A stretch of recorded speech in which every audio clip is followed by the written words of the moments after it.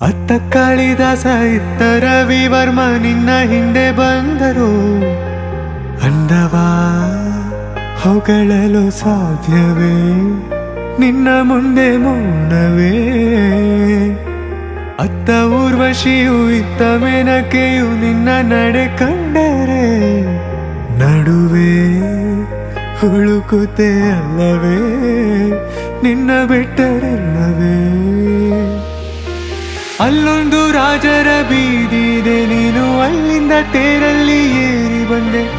ಇಲ್ಲೊಂದು ಹೃದಯ ಕೋಟೆ ಇದೆ, ಇಲ್ಲಿ ಎಂತೆಂತ ಕನಸು ಕಾವಲಿದೆ. ಎಲ್ಲ ಕಾವಲು ದಾಟಿದ ಚೋರಿಯು ನೀನೇನಾ?